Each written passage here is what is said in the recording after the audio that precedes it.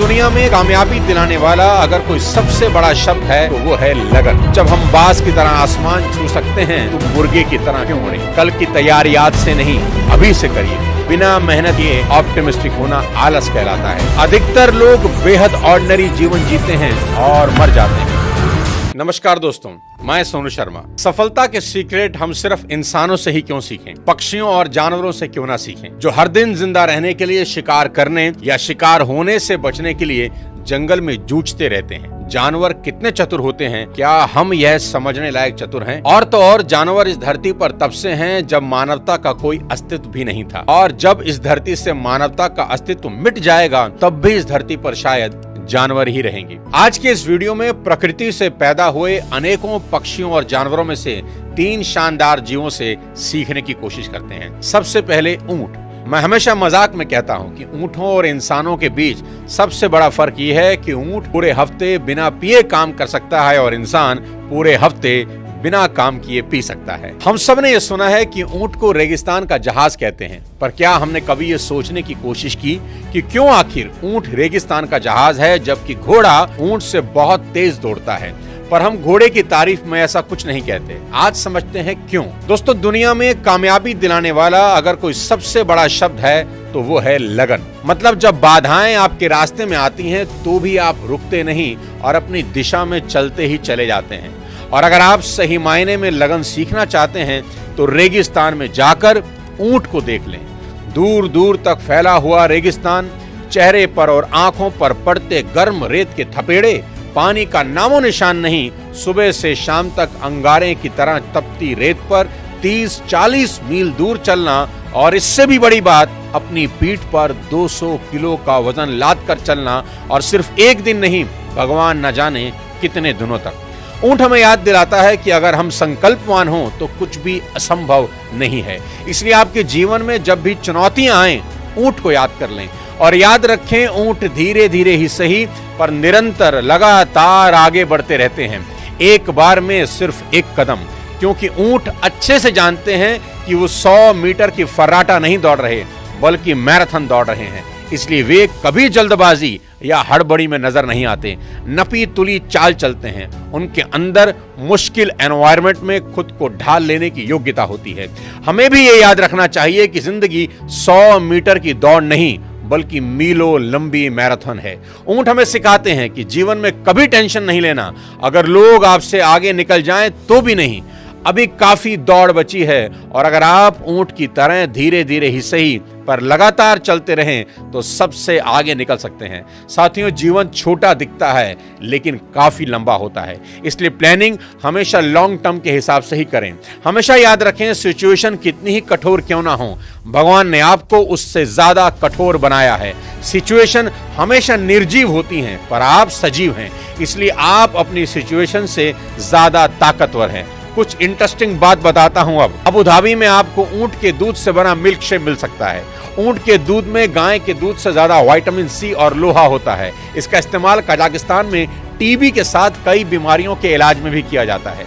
ऊंटों का इस्तेमाल युद्ध में किया जाता है क्योंकि उनके करीब आने से घोड़े डर जाते हैं, क्योंकि घोड़ों को ऊंट की गंध से डर लगता है। हमारी भारतीय सेना और बीएसएफ के जवान राजस्थान के रेगिस्तान इलाकों में पहरा देने के लिए आज भी ऊंटों का इस्तेमाल करते रहते हैं, यानी वो हमारी पहरेदारी भी कर रहे हैं। अब बात करते हैं कुदरत के बनाए सबसे अनोखे पक्षी बाज की। सबसे पहली चीज सीखें, यदि जीवन में आप बाज की तरह आसमान छूना चाहते हैं तो आपको मुर्गों का साथ छोड़ना होगा।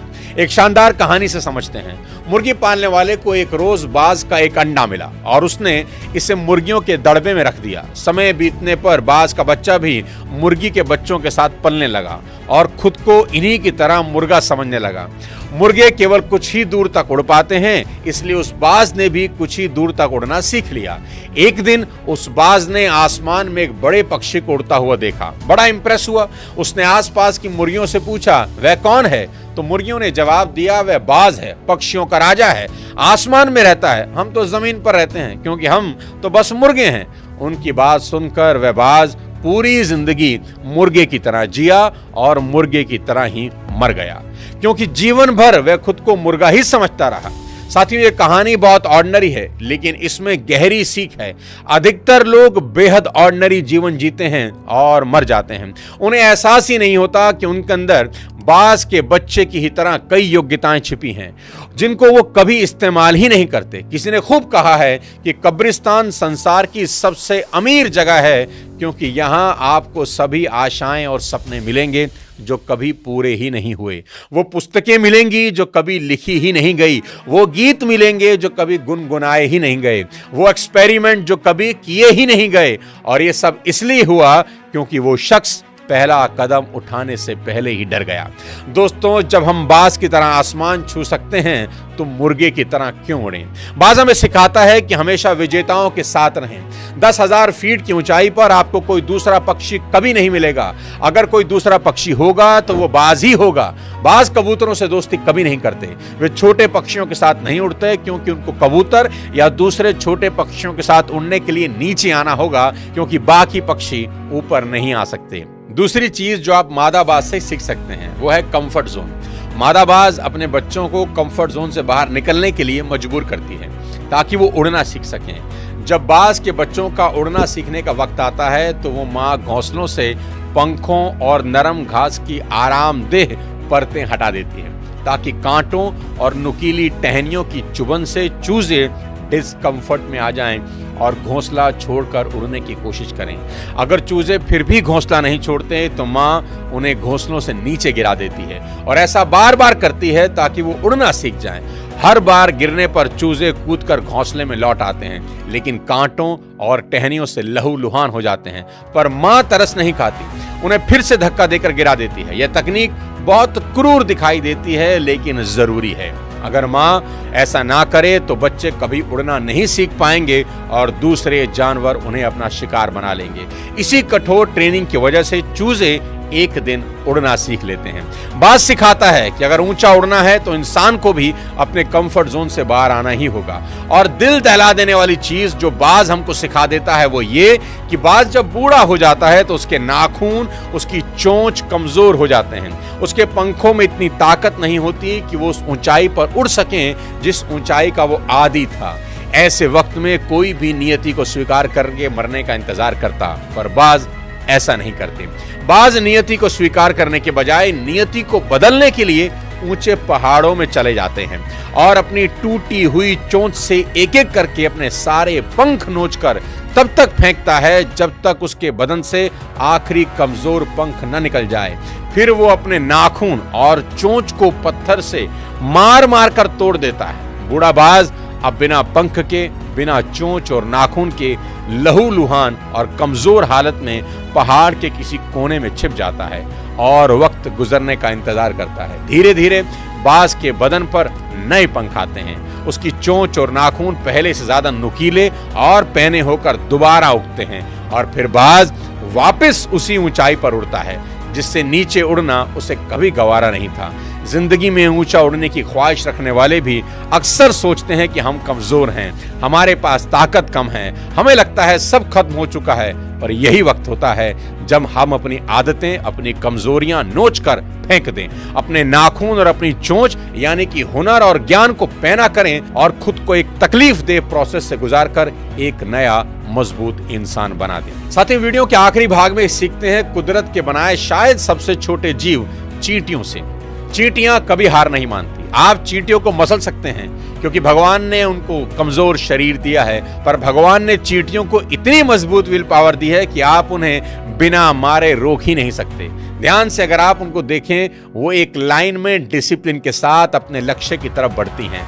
आपको कभी चींटियां दिखें तो आप उनके रास्ते के सामने उंगली रख दीजिए, वो आपकी उंगली को पार करके अपने गोल की तरफ बढ़ जाएंगी।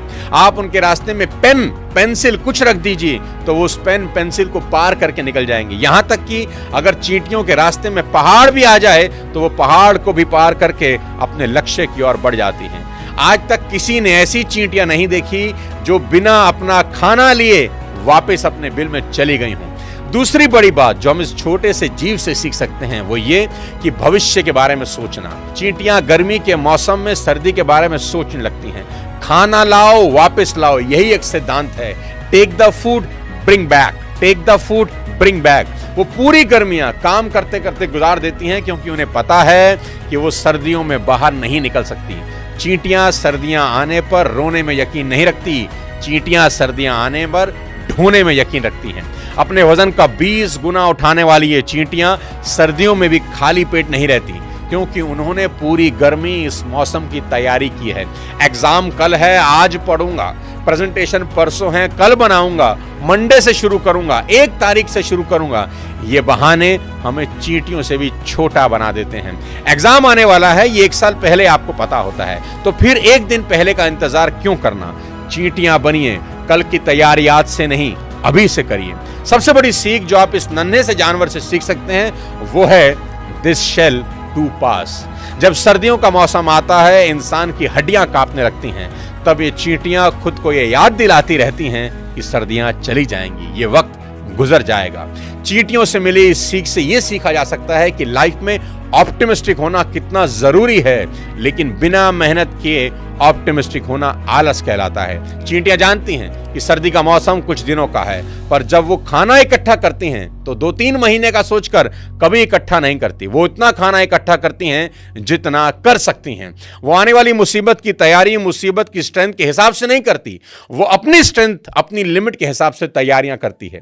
यहां सीखने वाली बात यह है कि सामने क्या होने वाला है, अच्छा बुरा जो भी, आपको बस अपना संपूर्ण समर्पित कर देना है। आपकी कोशिश, आपकी मेहनत में कोई कसर नहीं होनी चाहिए। लक्ष्य छोटा हो बड़ा हो, हमेशा जाओ और अपने मैक्सिमम लिमिट को छूने की कोशिश करो।